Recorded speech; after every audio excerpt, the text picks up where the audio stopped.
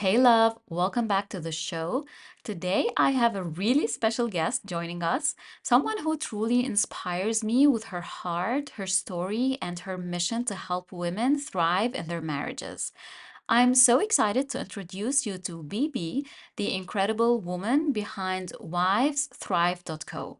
Bibi is a wife and a mom of four. She is building wivesthrive.co to help women feel seen, heard, and valued in their marriages. She helps rebuild trust, improve communication, and create a reliable relationship from the inside out for them. But today, we're diving into a different side of her journey, the one that starts with herself.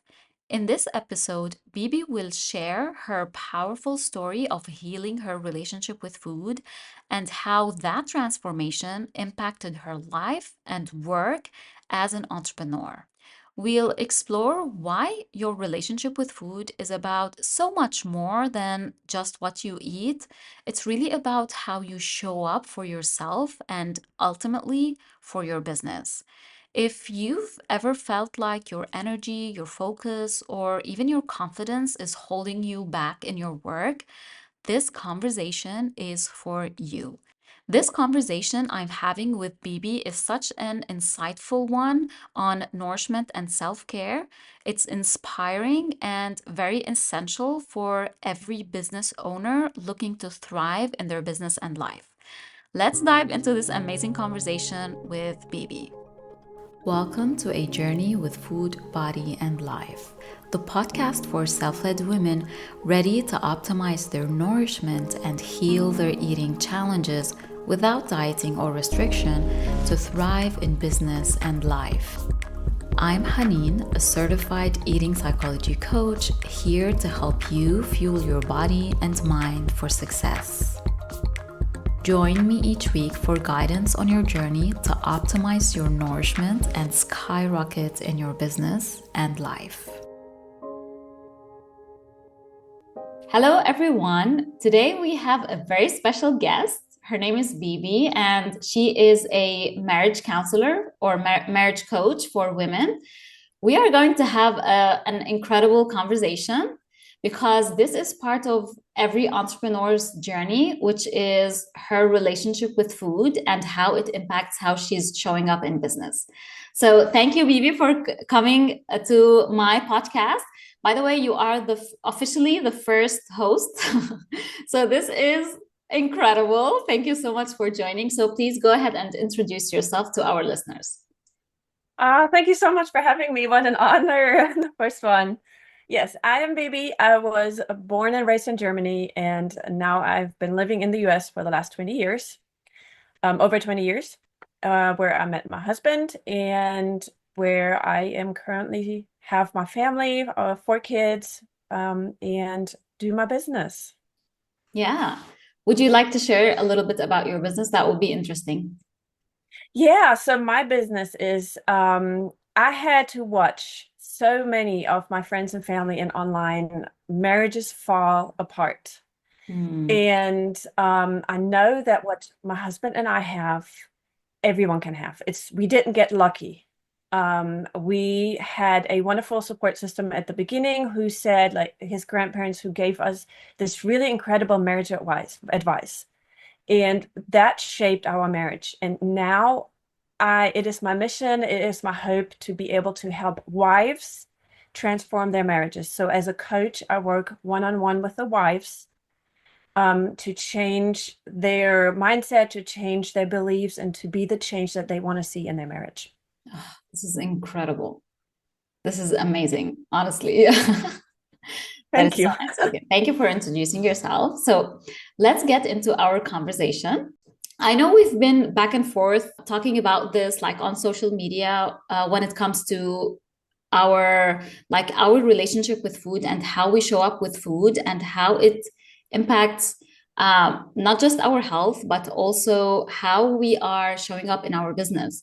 And then that multiple conversations on and off sparked this conversation here on the podcast, and it's gonna be a very good conversation because I know like I've worked with a lot of entrepreneurs, and these struggles are there when it comes to our relationship with food and how we show up with food and how it impacts our energy, our focus, and it impacts our confidence in ourselves as a human being and as a coach, because like our relationship with food goes really deep, and it's not talked much about on the like on social media or behind closed, it's all behind closed doors. So we are like doing a very big thing right now.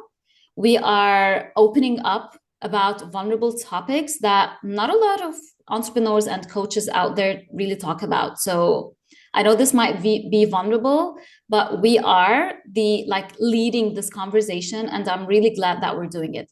So let's go back. And I know you worked on your relationship with food and you are in a very healthy place right now. So it would be really Yes. great if you can like share with us a little bit, what was your relationship with food? What was it like? And how did it impact how you were showing up in your business? So, at first, in the beginning, it was hard. It was very, um, it felt uncomfortable being around food. It felt like by avoiding food, it felt like my whole thinking revolved around food. So the more I tried to avoid it, the more I was focusing on it, keeping me from my work. Now, I struggled with food when I was in college. So that was before I had a business. Mhm. And I had like a really hate relationship with food. I felt guilt, I felt uneasiness, uncomfortable, and then these constant thoughts of you're fat, you shouldn't be eating this, you should be doing this, you should be going to the gym right now instead of studying, you know? So these thoughts were really loud in my head. I was I don't want to say a very, very successful student, but I was a good A grade student. I had extracurricular activities. So there was success, so to speak, in every areas of my life that I felt my body had to match that success. Mhm. And I felt like I would only be successful if I was a certain size. And in order to be that certain size, you can't eat. But then that started that cycle of because you're depriving yourself, you're focusing on it, and that keeps you from your work. If Mhm. that makes sense. Yes, yes. So it was like taking a lot of your mental capacity and energy. You were like, you were depriving yourself from food. You were telling yourself, I don't want to eat. I don't want to think about it. But you, in fact, you were spending a lot of time and your thoughts and your mental capacity on that. So it was actually doing you the opposite of what you wanted. Exactly, Yeah. exactly. And when I was in the library, supposed to be studying for a test, I was studying the caloric values of food and adding it up instead of studying for the test. Yeah. When I was in an exam, I couldn't focus because I was hungry.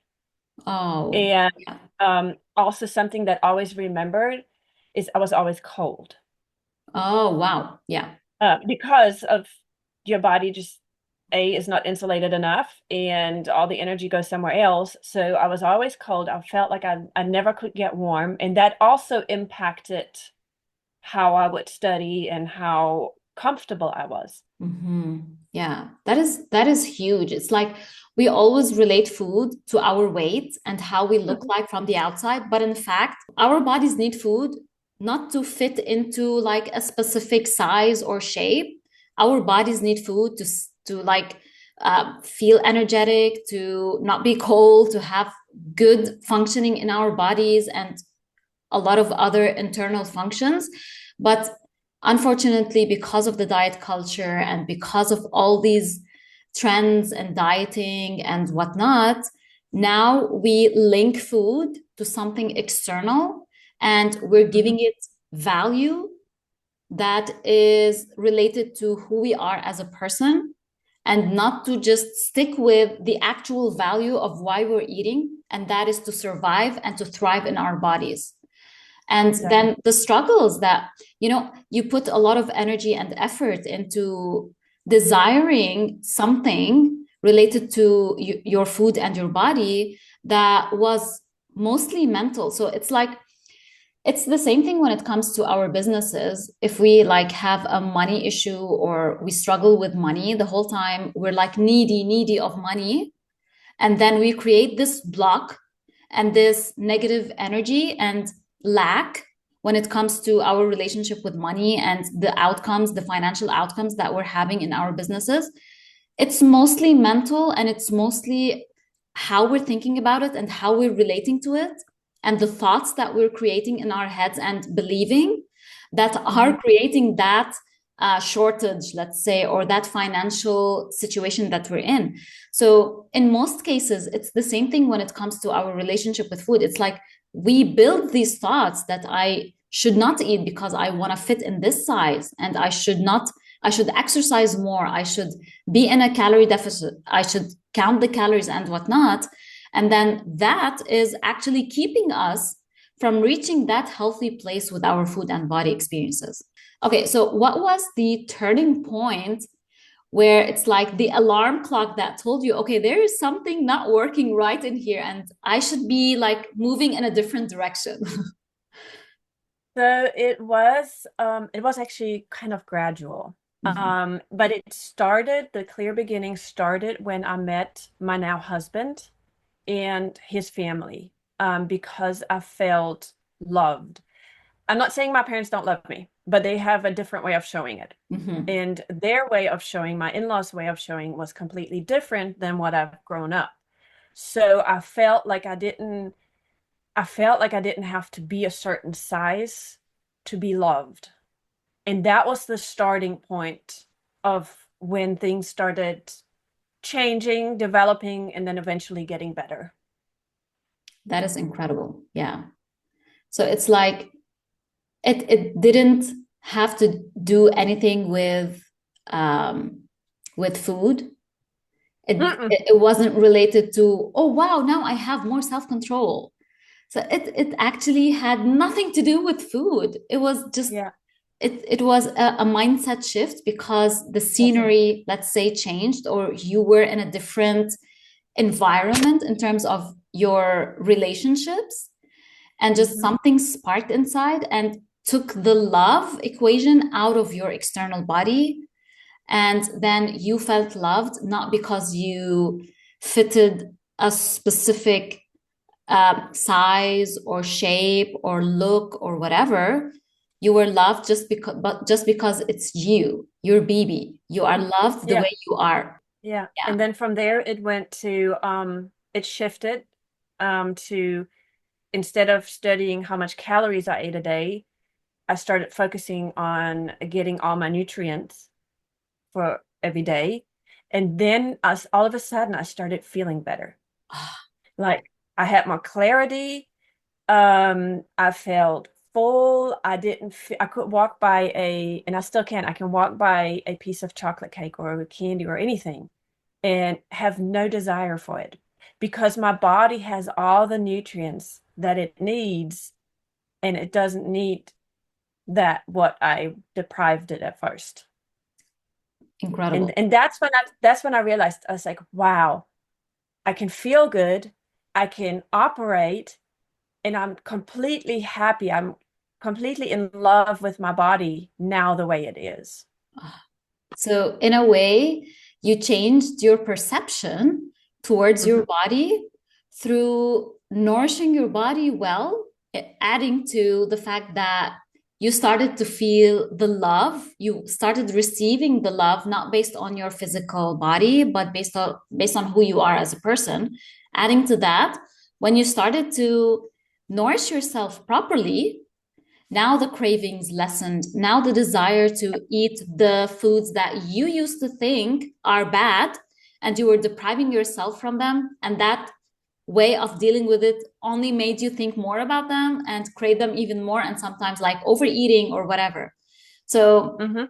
once again, it's never about willpower or learning the trick to never desire this food. It's really about working through uncovering the negative connection with specific types of foods, and then at the same time, so it is mindset work and energy work, but it's also, okay, am I feeding my body properly during the day?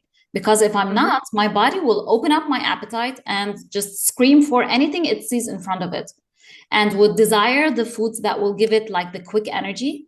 And most of the time, these foods are the sugary foods and the foods that are high in processed carbs or the simple carbs, you know? So that's why we feel like, oh my gosh, I don't have willpower. I'm eating and never stopping. It's not because of the food or you lack willpower, simply because your body is hungry Yeah. and is screaming for nutrition and Yeah. you're depriving it even more. Yeah. Yeah. Yeah. So how do you Yeah. like after reaching that place of, okay, now I'm nourishing my body. I'm not looking at the calorie count or the nutritional facts in the terms of the calorie count. When you started like properly feeding your body, how did that affect how you were feeling in your body in terms of your energy, in terms of your focus, and so on? I definitely had more energy. Yeah. Definitely more energy. I do admit there was an obsession with making sure I get all the nutrients at Mhm. first. Yeah. Um, so I came across it via a, back then we only had website. That was before smartphones and apps. So I came across this website. And I don't know if it still exists, but it was talking about calorie restriction with optimal nutrition. And I came across it because of the calorie restriction part. Mm. I was Yeah. like, oh, okay, they're going to teach me how to restrict more. But the optimal nutrition part is what got a hold of me. And then I focused on getting all my nutrients and vitamins. And that, I admit, at first was an obsession also. But then it started gradually getting better, and it's almost like it turned into a habit to know which foods I needed to eat to have that optimal nutrition during the day. And it has gotten to now when I feel off, where I don't feel good, I'm like, okay, I just need to make me a smoothie with a lot of avocado in it, or eat a banana or something else. And then it's like 30 minutes to an hour later, I feel better. Yeah. Yeah. So that has really, and by now, because that happened when James and I first got married, so we've been married 17 years. So that has been like a long time ago Very where it long. started. And by now, it's such a habit that Mm-hmm. I don't have to think about it anymore. Yeah. Yeah, exactly. So you were able to develop healthy eating habits, but it Hmm. started with bringing awareness, or we call this the nutritional awareness. So here you would learn about different foods, different food combinations. When you put them together, how do they make you feel in your body, and so on. So, yes, there are the general things that we learn. We call them the nutritional guidelines. But then Hmm. you get to try and experience and see how it makes you feel for your individual body. And it's amazing that you mentioned that now, after practicing all of these years, now you are able to know, like, okay, I'm feeling a little bit energy depleted. Oh, smoothie, lots of avocado. Now I know. So it's like Hmm. it becomes something that is very automatic. You now you understand your body and it needs, but at first it took you some time to, let's say, relearn how to behave around food and what food combinations work best for your body. That's incredible. Yeah. It's a Okay. shift Yeah. from thinking as this is a diet to it's a Mhm. lifestyle. Yes. Oh, this is such a huge shift because as Hmm. long as we're focusing on, okay, this is a diet, the why behind it is I want to control my eating, I want to restrict, therefore I want to lose weight or maintain the weight. But when you Hmm. do it as a lifestyle and based on how you want to feel in your body, the why is completely different. So Yeah. because I want to have more energy to be fully present in my business or in my personal life or with my loved ones and so on. And then in a way, you start becoming hooked on to that good feeling in your body. And therefore, you start to notice that when I eat, let's say, a piece of cake or a cookie on an empty stomach, oh, this is going to make me feel fatigued right after. It's gonna like, I will feel irritated, and then I will feel like a sharp dip. So that's why I Mhm. don't want to eat it, not because it's high in calorie or it's gonna make me gain weight, simply because it's not gonna make me feel good about myself or in my Mhm. body, and therefore it's gonna like manifest in a way that I don't want it, you know? And then if let's say I'm with my clients or I'm writing an email or I'm simply with my kids or with anyone like social event or whatever, I'm not myself. I don't feel good. And that is something I don't want.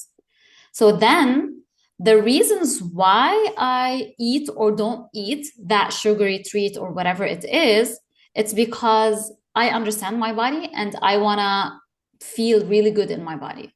So, and Mhm. then you wouldn't be guilty or shameful or fear that part of your eating experiences. Now, here comes another question. So I know you shared like you used to feel uncomfortable around food and in your body, and you felt guilty eating specific foods or certain types of foods. So what do you think helped you step beyond that? Because honestly, it is not easy to break that cycle of guilt around food. So what helped you move past that?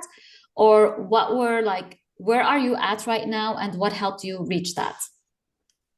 What really helped was the mindset, working on the mindset, where before my thoughts were, you shouldn't eat this, you're fat already, you're gonna be, all those negative thoughts. Now I had to consciously work on saying it's okay to eat this. This is nourishing your body. This is going to make you feel full, which will help you work better. This is going to feel good. Things like that started, and my husband helped me a lot with that. He would from the outside say things that would help me feel better in my body. Oh, that's He would say like, you're beautiful, you look beautiful, things like that. Your body is beautiful.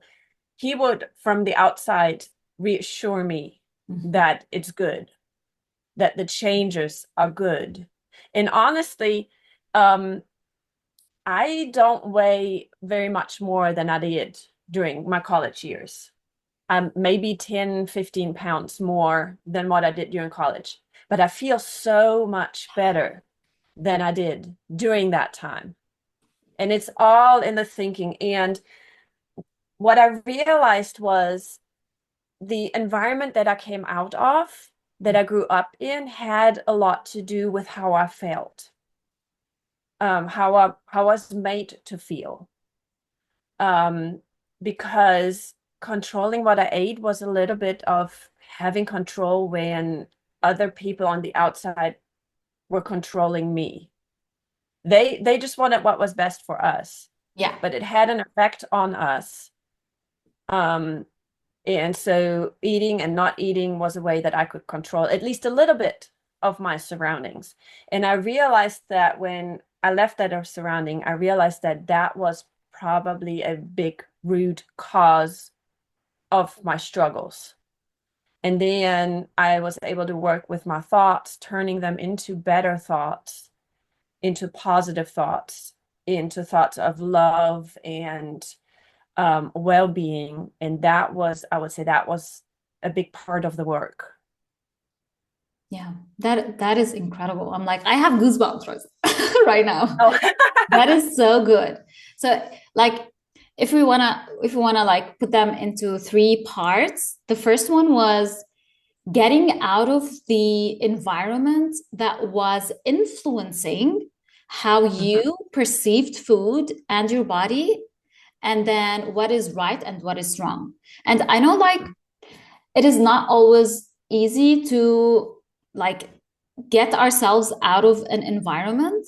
So what we learn is to detach our own perception and our own beliefs about food and our bodies and what our unique body needs from the outside world. Of course, it's not easy because we are human beings. We are highly influenced by who we are surrounded with. So if it's not physically possible to extract ourselves from that environment, I learned how to shield my own perception and beliefs around food, and then I create better ones. And this is what you Mhm. did.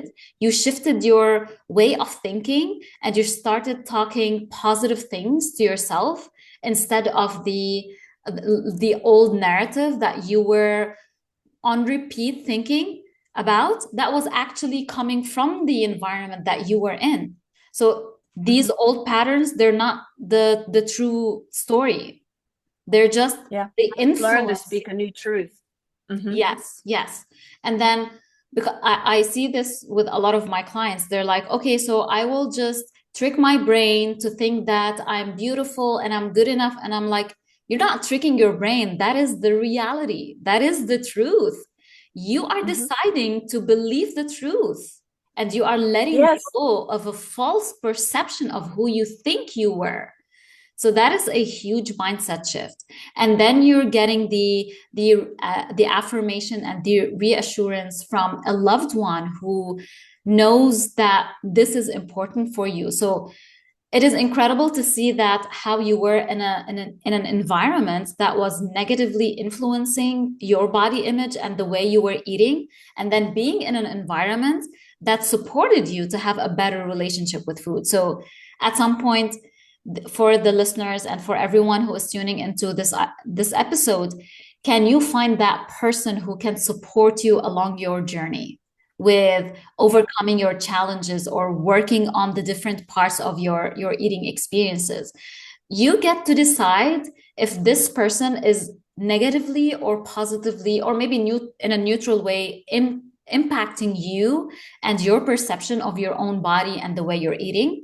It's not about like getting rid of the negative people. No, of course not. Sometimes they're like family No, members no. and they're good people, but this is their own perception. So once again, it's like learning Yeah. how to shield ourselves.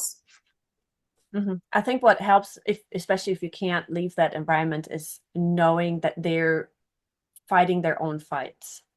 Yeah, They're struggling with something, and that helps build that shield yeah. because you are holding space for them. You Hmm. learn to not take it personal. You see their hurt, you see what they're going through, and you can take this as not an them attacking or criticizing you, but you see what they're going through too. Yeah, And yeah, then once you start that mindset, anybody who's done any kind of mindset work knows that when you start mindset work and it's things start going better, even if you don't have that person right off that you can think of who might be your supporter, that person might come into your environment and then you have that. So when you make that change within yourself, when you start believing and doing that mindset work, things will shift around you to the better. yeah, yeah. And who knows, we might be the person who is like opening up about it and helping others to realize that, oh, wow, this is huge. I never thought that there's another way of thinking about food and behaving around food and my body. And then who knows, you might be the inspiration to your loved ones or the people around you.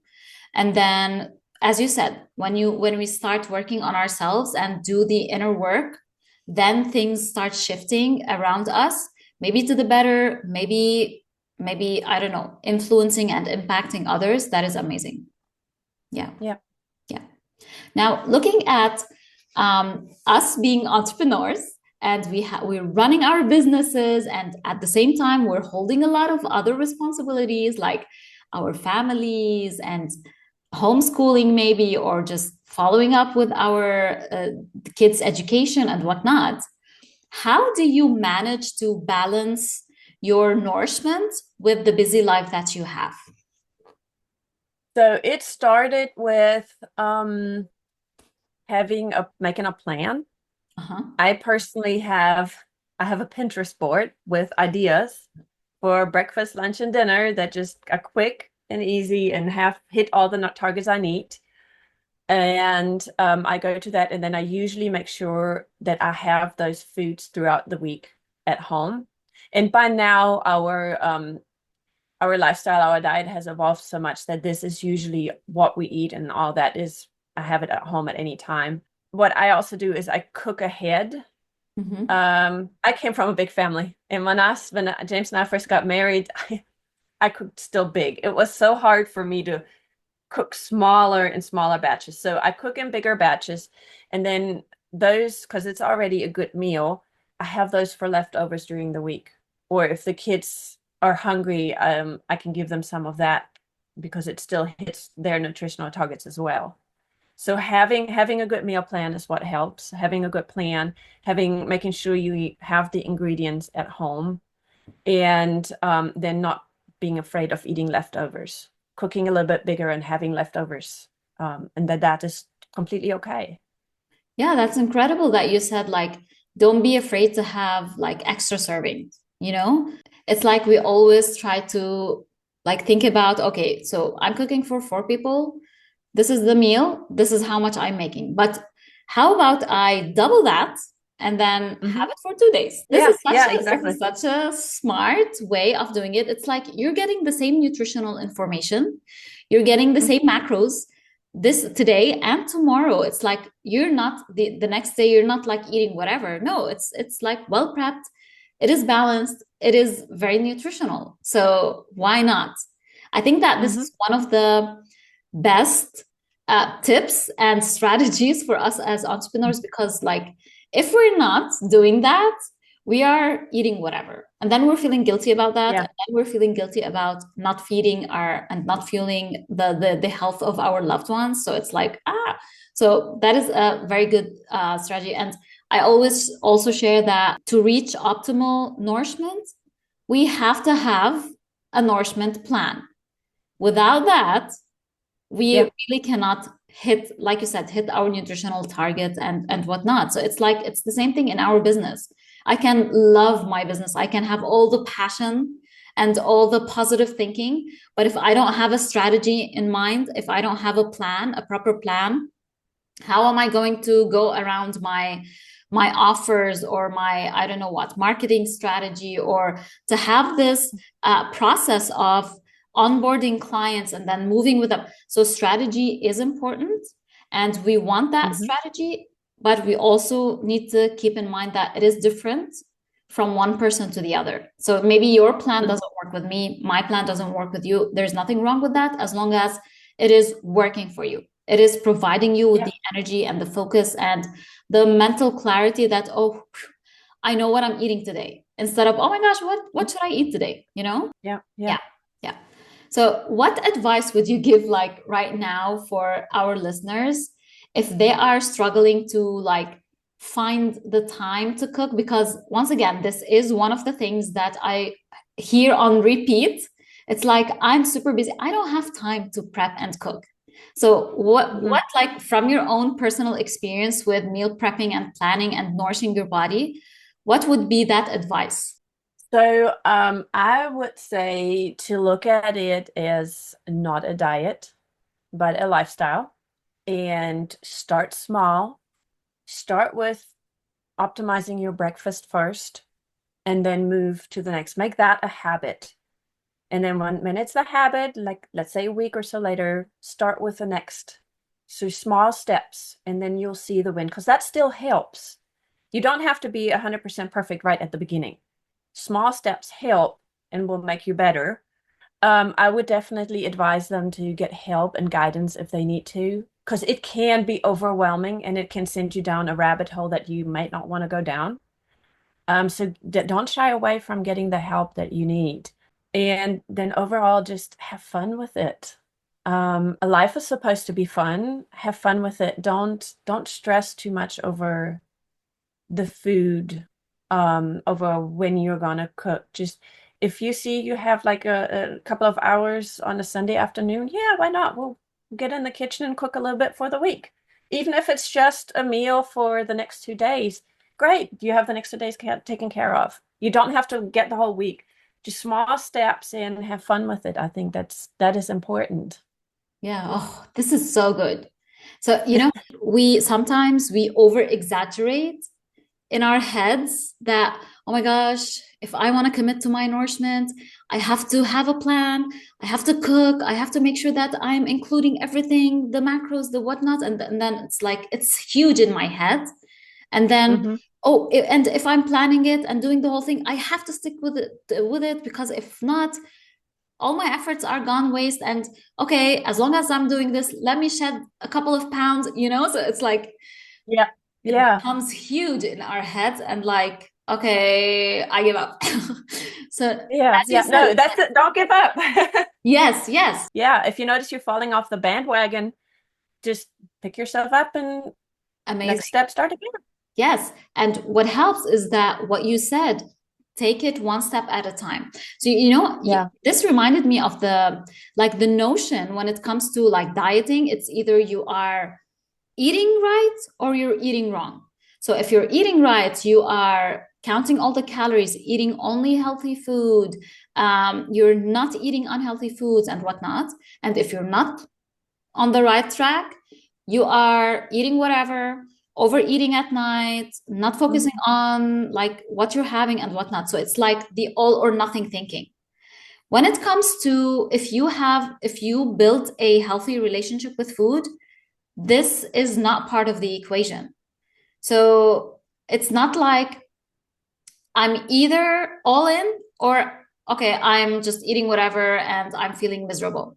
No, it's like you said, just focus on your Yeah. breakfast, optimize your breakfast, learn how to do it. Yeah. And this also goes back to what you said earlier. At first, you were learning all about the different nutrients and how to feed your body and whatnot. And then right now, it's like, okay, I know what I need. So it's like it's gonna take some Hmm. time to understand what your body needs and how to create a well balanced breakfast at first, let's say. And then it's gonna come to you very quickly. And like in 1 second, you're gonna decide what Yes. you're gonna have. You're doing it, you're cooking it, you're moving on.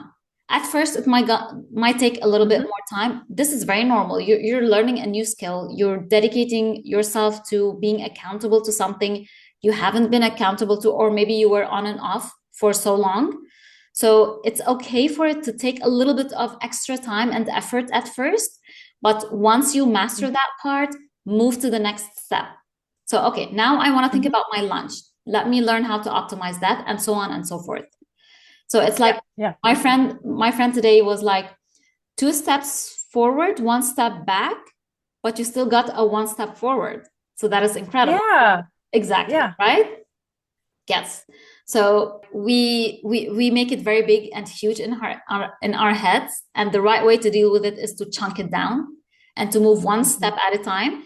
If you are only focusing on your breakfast, it doesn't mean you're not optimizing your nourishment.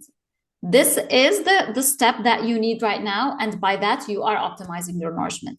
So we want to also to Mhm. delete the and to overcome the all or nothing thinking that is coming from the diet mentality when it comes to our nourishment and how we Yeah. lead ourselves to eventually become really experts at feeding our bodies and fueling ourselves for our business success and for better health at the end of the day. Yeah. And it'll feel normal. And Yeah. just having been on that before side where I didn't feel good. And then all of a sudden I learned about the nutrition and now I started feeling good. And I don't like not feeling good anymore.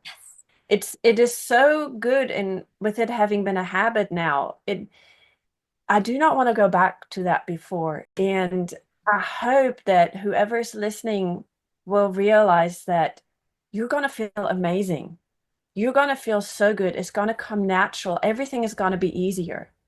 It's going to be fun learning about it. It's going to be fun feeling the changes. And then you're going to feel so good. And I love that. I love that. Yeah. That is such a good way to end our conversation. This is very inspirational. Honestly, this is why we do what we do, not to just like perfect the thing that we're doing or to lose those pounds or you know what? It's like we really want to feel good about ourselves and this is something we call food freedom. So it's not like people Yes. think that food freedom is like eating whatever I want, how much ever I want. But this is not food freedom. This is chaotic eating and very irresponsible way of dealing with food. The food freedom is all about feeling really good in our bodies and having the freedom that we want. So, true food freedom is to eat and nourish ourselves and to feel the pleasure of food and to, as you said, to have fun around food without feeling the guilt. So, it's like guilt free, fear free. This is the whole Yes, fear point. free. Yes. Yes, yes. Yeah. This is the whole point of why we work on overcoming our food challenges. And then all of that will positively manifest into how we are showing up in the different areas of our lives. When it comes to our business, we're going to have more energy and focus, and we feel lit up to serve our clients and to be who we are. And that's the same thing when it comes to our loved ones and being present with them and so much more. And most importantly, it's like how we see ourselves and how we feel Mhm. towards ourselves. And I think that this is the ultimate reason why we really work on moving beyond our challenges with food and body, because we really want to feel good about ourselves and in our bodies. So yes, I hope Yes. this Awesome. conversation is an inspiration and also at the same time gave some insights and some tips to our listeners. Thank you so much, Bibi, for honestly being vulnerable and sharing that your story and your relationship with food and how it evolved, and at the same time sharing a lot of valuable tips to our listeners to know how to navigate the first or initial steps with to optimize their nourishment and to feel really good about themselves and in their bodies. Do you have any final thoughts you want to share with us? Thank you so much for having me and giving me this opportunity to share. This was the first time I've really talked about it in this Oh, capacity, and wow. it feels good. Yeah. So thank Oh, you. You oh, I'm helped me so too. happy. Oh my gosh, I'm so happy. Thank you so much once again. Okay, you guys, I hope you find this helpful, and I'll see you in the next episode.